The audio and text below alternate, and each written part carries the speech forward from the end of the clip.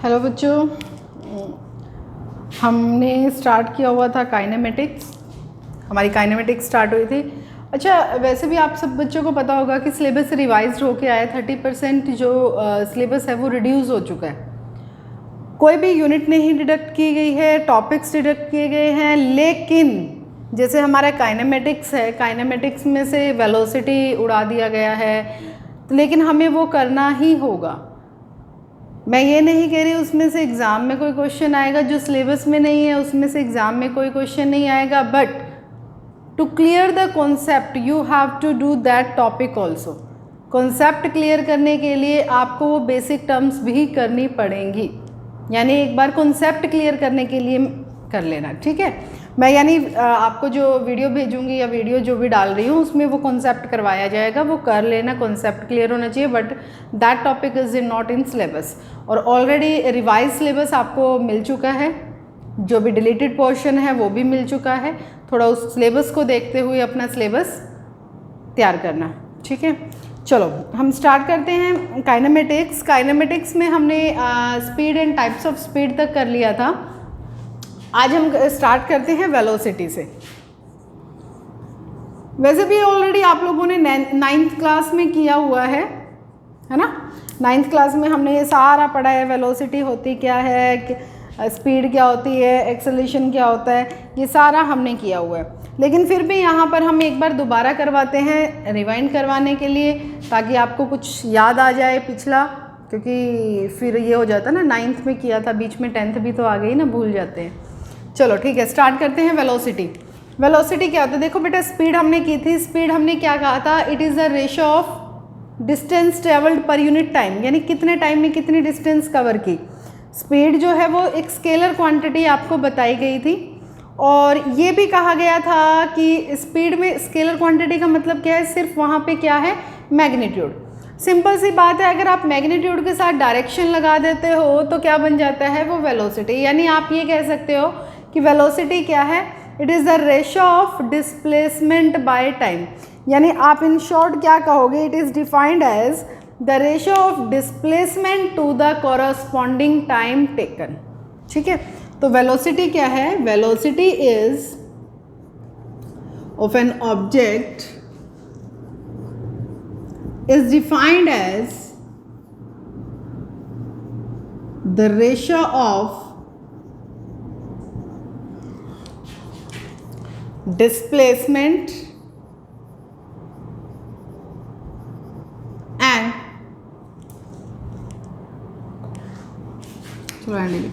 and the corresponding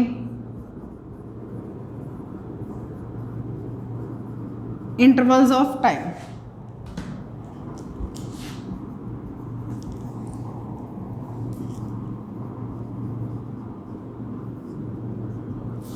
ठीक है, यानी डिस्प्लेसमेंट जितने टाइम में कवर की है उस टाइम को आपने लेना है, ठीक है। तो हमारे पास क्या आया? Velocity displacement by time. ये क्या है? एक वेक्टर क्वांटिटी है। इसका मतलब इसके अंदर मैग्नीट्यूड भी है और डायरेक्शन भी है, ठीक है।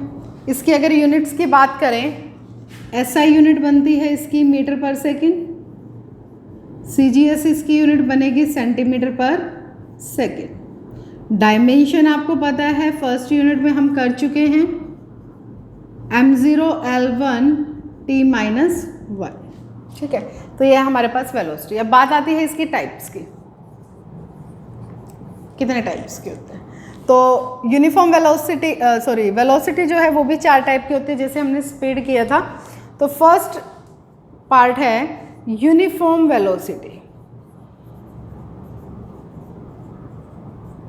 यूनिफॉर्म वेलोसिटी क्या होता है कि जब कोई ऑब्जेक्ट इक्वल डिस्प्लेसमेंट कवर करता है इक्वल इंटरवल्स ऑफ टाइम में। देखो, जब हमने यूनिफॉर्म स्पीड किया था तो वहाँ पे हमने क्या कहा था? Equal distance in equal intervals of time. But हम किसकी बात कर रहे हैं? अब हम वेलोसिटी। वेलोसिटी क्या होता है? Ratio of displacement and time. तो हमने क्या करना है, यानी अब हम साथ में क्या लेके चल रहे हैं? डायरेक्शन। ठीक है, तो यूनिफॉर्म वेलोसिटी क्या हुआ, an object is said to be moving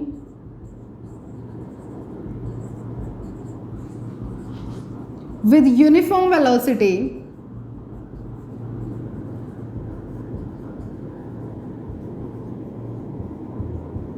if it covers equal displacement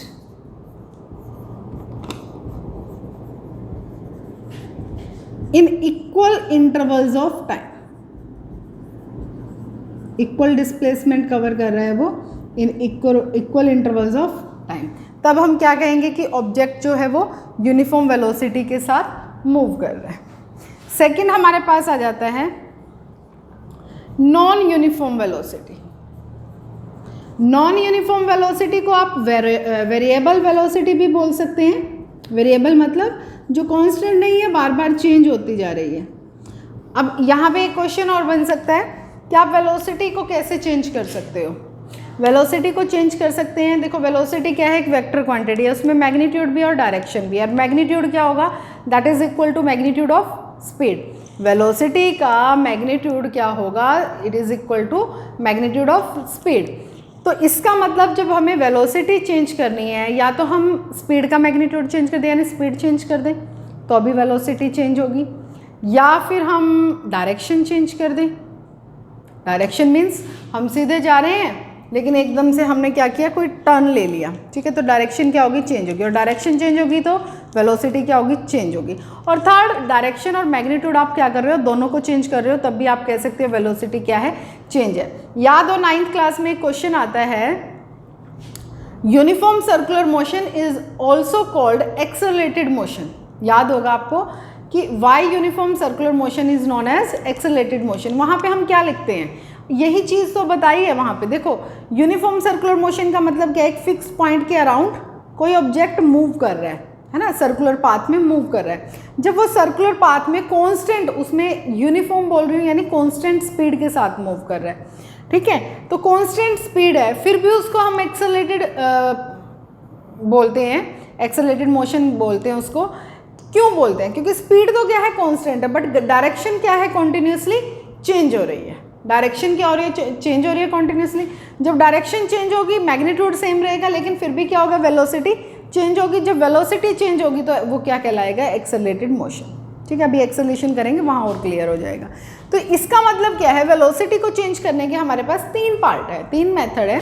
by changing the magnitude of speed, by changing the direction, by changing the magnitude and direction, both, दोनों को change कर दो तब भी क्या हो जाएगा, वेलोसिटी चेंज हो जाएगी। अब यहाँ पे है ही वेरिएबल वेलोसिटी। वेरिएबल वेलोसिटी का मतलब क्या है, जो वेरी कर रही है, यानी जो बार बार चेंज हो रही है।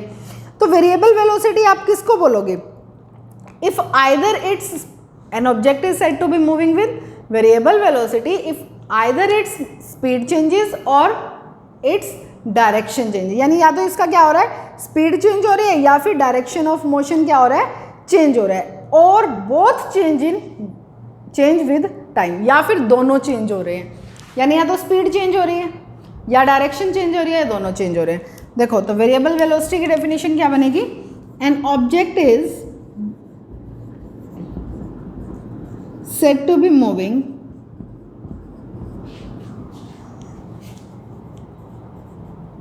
With variable speed. वेरिएबल नाम देखो, जब वेरिएबल लिख दिया ना, नाम से क्लियर हो जाता है, जो वेरी कर रहा है यानी जो चेंज हो रहा है, with variable speed if either of its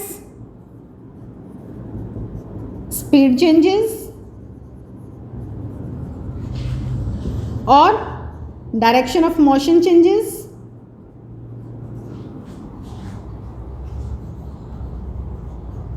और both speed and direction changes with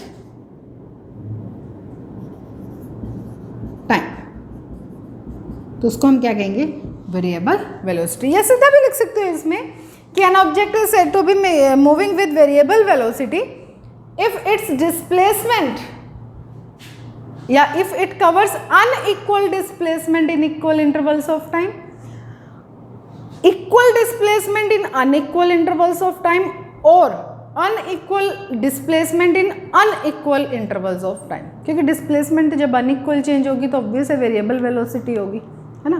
तो आप ऐसे भी लिख सकते हो, अगर ऐसे लिखना है तो ऐसे लिख लो, मर्जी आपकी है, ठीक है। फिलहाल ये नोट करें, फिर आगे करते हैं।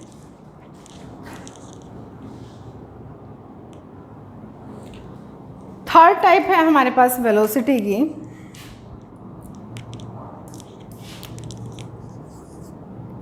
Average velocity. देखो एवरेज वेलोसिटी कब होगी, जब वेरिएबल वेलोसिटी होगी, है ना। जब वेरिएबल वेलोसिटी होगी तब कौन सी होगी, एवरेज वेलोसिटी होगी। यानी आप ये कह सकते हो, for an object moving with variable velocity, average velocity is defined as the ratio of total displacement to total intervals of time. यानी हम क्या कर रहे हैं, अब total displacement by total time, total change in displacement भी कह सकते हो आप यहाँ पे। लेकिन टाइम इंटरवल कौन सा, जिसमें डिस्प्लेसमेंट अक्कर हुई है ना, जिसमें डिस्प्लेसमेंट हुई है, उसको, उस टाइम इंटरवल को आपने लेना है। तो आप लिखोगे average velocity for an object moving with variable velocity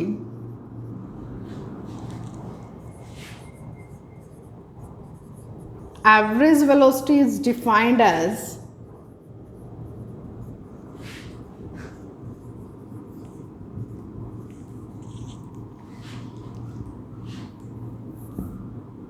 the ratio of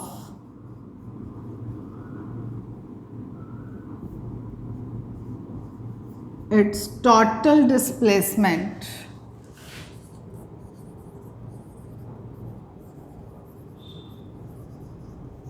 to total intervals of time in which that displacement occur।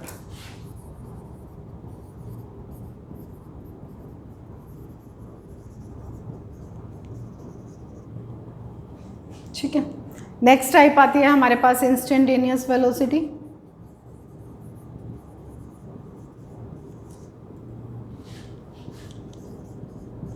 Instantaneous velocity means at a particular instant of time, और you can say जो total path है उसमें किसी particular point पे जो velocity होगी that is known as instantaneous velocity.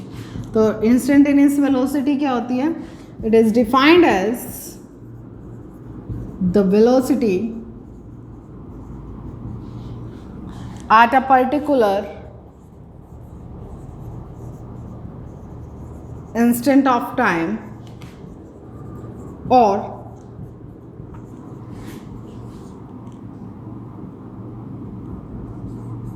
at a point of its path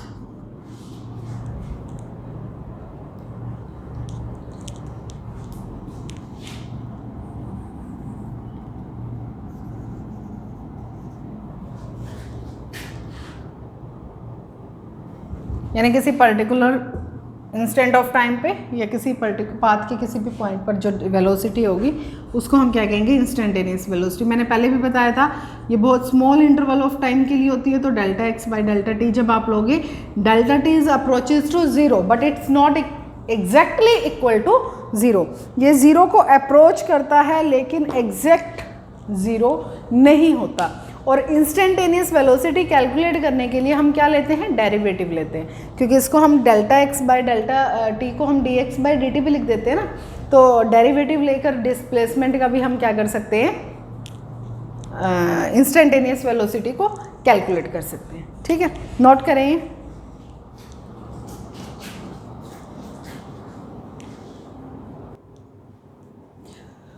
चलो बच्चों, अभी हम क्या करते हैं, वेलोसिटी, स्पीड और डिस्टेंस डिस्प्लेसमेंट के कुछ न्यूमेरिकल सॉल्व करके देखते हैं।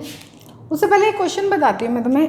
कई बार क्वेश्चन आ जाता है कि क्या कोई ऐसा केस हो सकता है जिसमें एवरेज स्पीड और एवरेज वेलोसिटी इक्वल हो।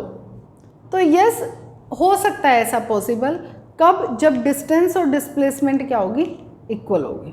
ठीक है, उस केस में दोनों क्या आ जाएंगे, इक्वल हो जाएंगे, ये ध्यान देना। यानी जहाँ से चले स्ट्रेट लाइन में जा रहे हैं, ना तो डायरेक्शन चेंज हो रही है, तो दोनों की क्या है, डिस्टेंस और डिस्प्लेसमेंट इक्वल आ रही है, तो उस केस में दोनों क्या आ जाएंगे, सेम आएंगे। तो देखो फर्स्ट न्यूमेरिकल से, बहुत ईजी न्यूमेरिकल से स्टार्ट करूँगी। पहले मैं फर्स्ट न्यूमेरिकल स्टार्ट करते हैं हम। देखो फिगर बनाई हुई है, इसमें क्या कहा उसने, एक पार्टिकल है जो एक सर्कुलर पाथ में मूव कर रहा है और सर्कुलर पाथ की रेडियस कितनी दी हुई है, r। वो A से स्टार्ट होता है एंटी क्लॉकवाइज डायरेक्शन में, ठीक है। तो हमने क्या कैलकुलेट करना है इसमें, डिस्टेंस और डिस्प्लेसमेंट। लेकिन 4 केस दिए हुए हैं। पहला दिया है कि पॉइंट A से B तक गया वो, उस केस में बताओ डिस्टेंस और डिस्प्लेसमेंट। सेकंड है A से C, थर्ड है A से D, और फिर 1 रिवोल्यूशन मतलब A टू A, ठीक है। तो फर्स्ट हम करते हैं पहले पार्ट, जब वो जाता है A से B, थोड़ा सा पीछे जाते हैं हम। डिस्टेंस क्या था, actual path travelled by an object, और डिस्प्लेसमेंट क्या था, shortest distance between initial point and final point, यही किया था हमने, ठीक है। तो A से B तक गया है, ये पॉइंट हमारा A है, ये पॉइंट B है, that is the initial point and it's one is final point. Initial point है, ये फाइनल पॉइंट है। अब जब डिस्टेंस कैलकुलेट करते हैं हम सर्कुलर पाथ में, हम क्या कैलकुलेट करते हैं, सरकमफ्रेंस।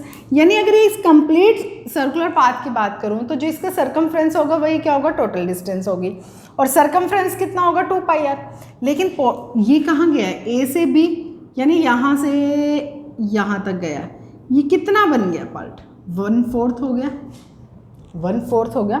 पूरा क्या है, 2πr है, सिर्फ उसका कौन सा है, 4th पोर्शन है ना।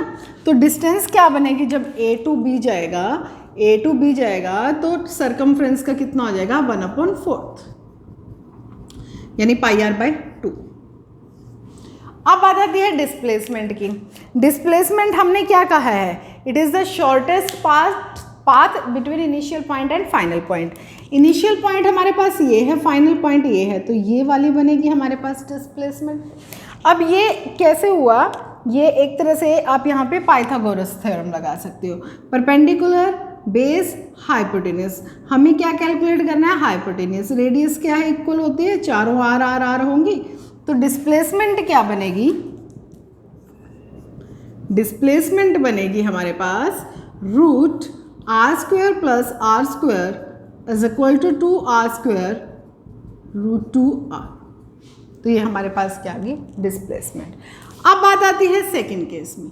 वो कह रहा है सेकंड केस में वो जाता है A to C। A to C का मतलब क्या, उसने हाफ पाथ कवर कर लिया, यानी अब जो डिस्टेंस होगी एक्चुअल पाथ, यानी हाफ सर्कल है, तो हम क्या करेंगे, सरकमफ्रेंस का हाफ ले लेंगे, तो क्या बनेगा, πr।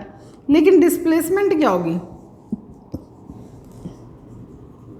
डिस्प्लेसमेंट, तो बच्चों देखो ये क्या है हमारे पास, इनिशियल पॉइंट, ये क्या है हमारे पास, फाइनल पॉइंट, तो हमारी डिस्प्लेसमेंट क्या होनी चाहिए, ये, तो r + r, डिस्प्लेसमेंट कितनी हो गई, 2r, ठीक है।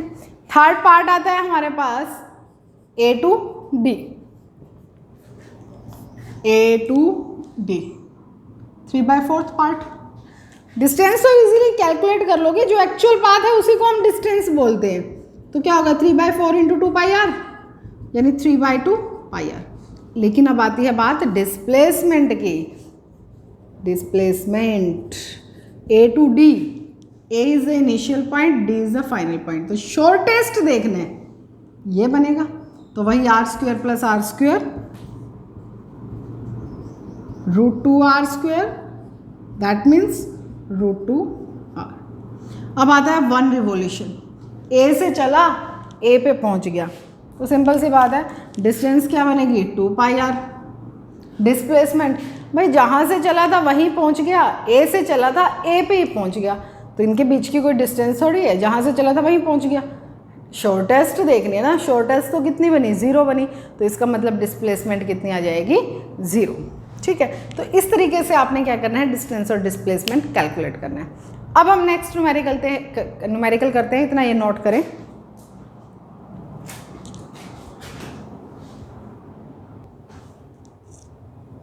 हाँ जी बच्चों, देखो क्वेश्चन क्या है, ऑन अ 60 किलोमीटर ट्रैक, एक 60 किलोमीटर का ट्रैक है, जिसमें ट्रैवल करती है train 30 kilometre, first 30 kilometre cover कर रही है 30 किलोमीटर पर आवर के साथ।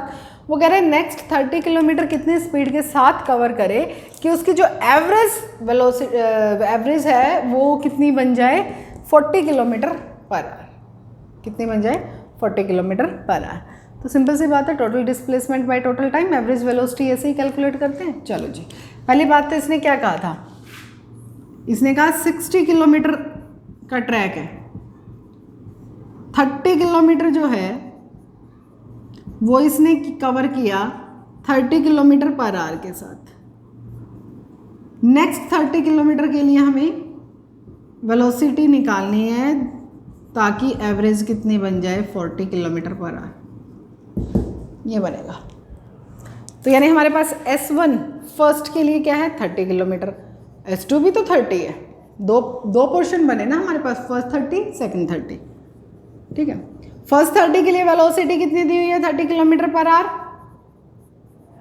सेकंड के लिए हमें कैलकुलेट करनी है एवरेज वेलोसिटी कितनी दी हुई है 40 kilometre per hour. Average velocity क्या बनेगी, total displacement by total time. मैंने मान लिया इसका टाइम t1 है, इसमें टाइम जो लगा वो क्या है t2, लेकिन ये तो हमें पता नहीं है, चलो कोई बात नहीं।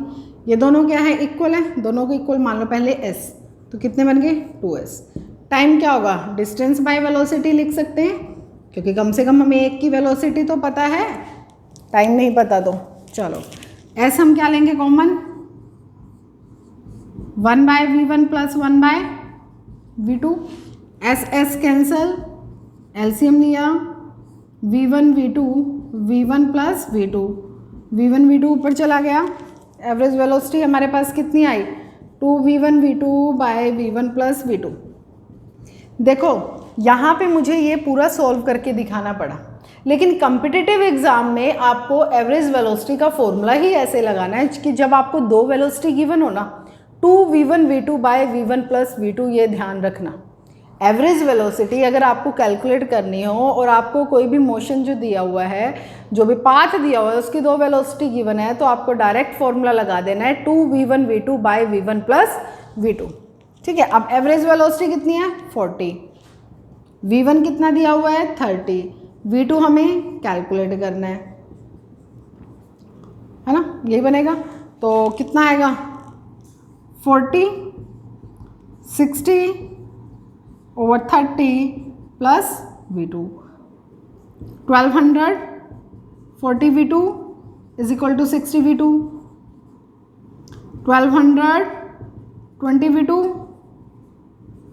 v2 कितना आया 60 kilometre per hour.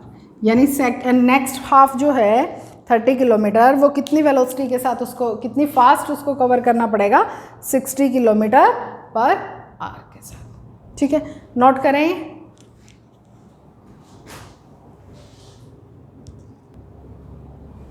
Next question देखो बच्चों, a man walks on a straight road from his home to market.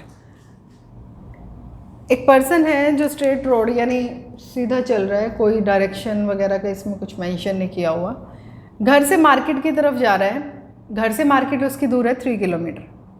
कितनी स्पीड से गया 6 किलोमीटर पर आवर। उसने देखा मार्केट बंद है, उसी टाइम वो वापस आ गया। कितने स्पीड के साथ 9 किलोमीटर पर आवर के साथ। वो कह रहा है कि एवरेज वेलोसिटी और एवरेज स्पीड कैलकुलेट करो। टाइम इंटरवल दिया उसने 0 to 30 मिनट, 0 to 50, 0 to 40। जब इसने टाइम इंटरवल की बात कर दी, दैट मीन्स हमें ये देखना है कि घर से मार्केट तक जाने में और मार्केट से घर तक आने में उसको टाइम कितना लगा। जब वो जा रहा है घर से मार्केट H2M यानी होम टू मार्केट, ठीक है। तो हमारे पास डिस्टेंस कितनी है 3 किलोमीटर। कितनी स्पीड से गया 6 किलोमीटर पर आवर। तो कितना टाइम लग सकता है उसको, टाइम कैसे कैलकुलेट करेंगे, डिस्टेंस बाय टाइम होता है ना, टाइम इधर चला गया S1/V1 यानी 3/6, दैट मीन्स हाफ क्या आवर, यही बनेगा। यानी 30 मिनट लगे उसको, चलो सीधी लिख देती हूँ मैं, है ना। सेकंड पोर्शन क्या है, वो मार्केट से वापस घर आया क्योंकि मार्केट थी बंद, अब डिस्टेंस तो चेंज होने से रही, मार्केट से घर आएगा, वो तो 3 किलोमीटर ही रहने हैं, लेकिन उसकी स्पीड चेंज हो गई, कितनी बनी 9 किलोमीटर पर आवर। चलो जी, तो टाइम कितना लगा 3/9, 1/3 इंटू में 60 मिनट, तो कितना बनेगा 20 मिनट। यानी घर से मार्केट, मार्केट से घर आने में टोटल टाइम बना हमारे पास T1 + T2 50 मिनट्स। ठीक है, अब पहला पोर्शन है 0 to 30 मिनट। वो कह रहा है 0 से 30 मिनट में उसकी कितनी एवरेज स्पीड और वेलोसिटी बनी। 0 to 30 minute, 30 minute first part में टाइम लगा है, जब वो कहाँ से कहाँ गया है, घर से मार्केट गया। घर से मार्केट गया है तो उसकी डिस्टेंस कितनी बनी 3 किलोमीटर। तो एवरेज स्पीड क्या बनेगी 0 to 30 मिनट की,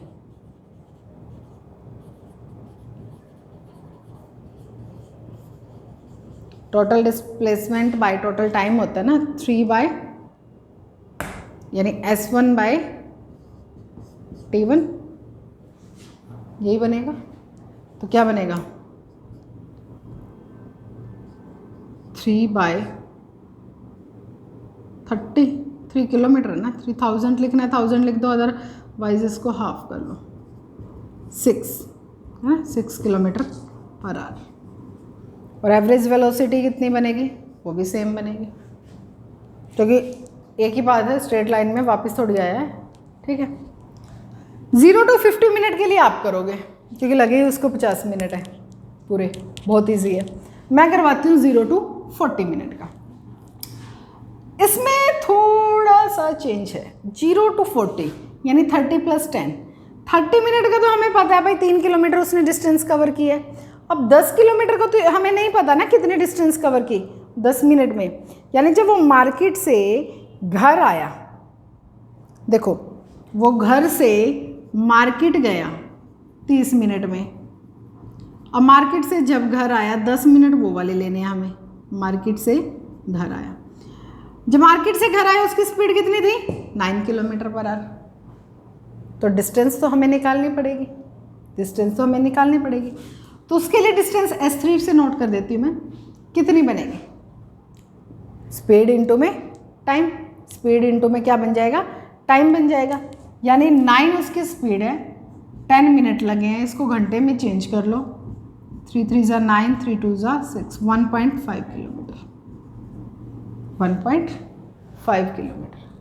टोटल डिस्टेंस कितनी थी 3 किलोमीटर। मतलब जब वो मार्केट से घर आया 3 किलोमीटर थी, 3 में से 1.5 क्या हो गया माइनस, तो कितना बचा 1.5, यानी या फिर सीधा करो, छोड़ो परे, 3 किलोमीटर ये है, 1.5 किलोमीटर ये डिस्टेंस कवर किसने, 3 + 1.5 कितना हो गया 4.5।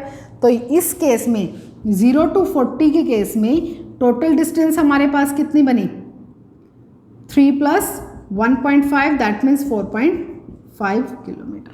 कितनी बनी 4.5 किलोमीटर। ठीक है, अब हमें एवरेज वेलोसिटी और स्पीड निकालनी है, निकाल लो। 40 मिनट है, उसको आर में चेंज कर लो, 40/60, 40/60। तो कितना लगेगा, एवरेज स्पीड क्या होगी 4.5 / 40/60 और एवरेज वेलोसिटी क्या होगी 4.5 / 40/60। कैलकुलेशन अपने आप कर लेना। ठीक है, तो ये बनेगा। क्लियर हुआ, क्योंकि इसने खुद ही टाइम गिवन हुआ है 40 मिनट्स, इसीलिए लिए हमने। इसमें 30 मिनट दिया होता तो मैंने सीधा हाफ आवर लिख दिया, इसमें 50 मिनट है, 50 मिनट तो पूरा है। चलो मैं बता देती हूँ, 0 to 50 मिनट है, 30 इसमें लगे, 20 इसमें लगे, यानी घर से मार्केट गया, मार्केट से घर आया, है ना। तो 6 किलोमीटर डिस्टेंस कवर की, 6/50 मिनट यानी 5/6 आवर एवरेज स्पीड। लेकिन एवरेज वेलोसिटी क्या बनेगी, अरे जहाँ से चला था वहीं पहुँच गया, घर से मार्केट गया, मार्केट से घर ही आया, तो एवरेज वेलोसिटी कितनी हो जाएगी उस केस में 0। एवरेज वेलोसिटी कितनी होएगी 0। क्लियर है, नोट करें।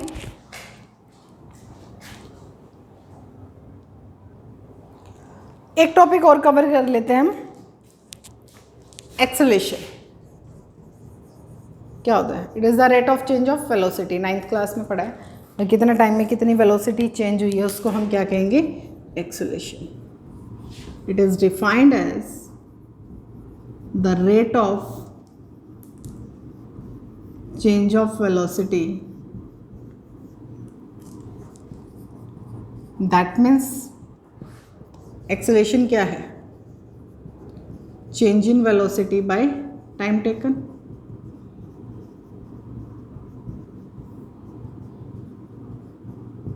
वेलोसिटी एक वेक्टर क्वांटिटी है तो एक्सेलरेशन भी क्या होगी, एक वेक्टर क्वांटिटी होगी।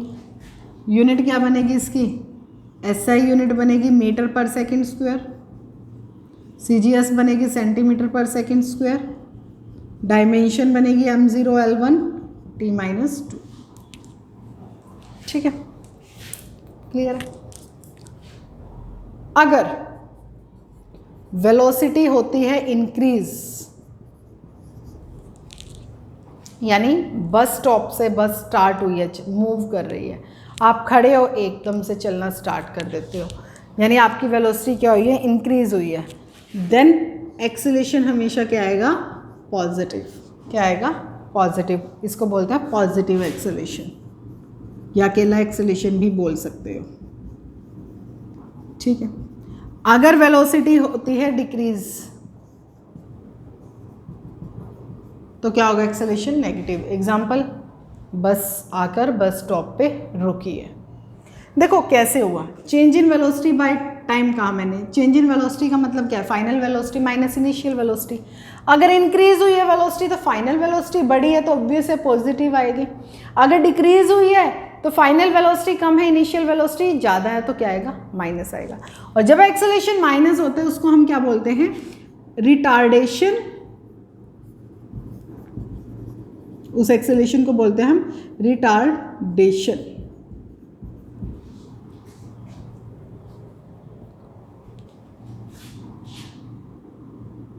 या फिर डिक्लेरेशन। ठीक है, क्लियर है। अब बात आती है इसकी टाइप्स की। वही 4 टाइप हैं। First, uniform acceleration.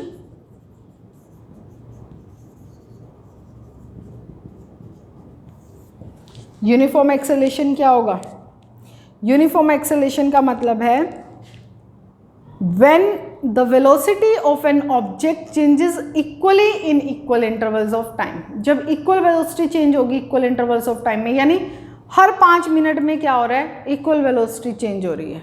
पहले मान लो 3 किलोमीटर पर आवर चेंज हुई है, 6 थी 9 हो गई, फिर 5 मिनट में 9 से 3 और इंक्रीज होगी 12, फिर 15, इक्वली चेंज आ रहा है तो उसको हम क्या कहेंगे, उस एक्सेलरेशन को हम क्या कहेंगे, uniform acceleration। The acceleration of a moving object is said to be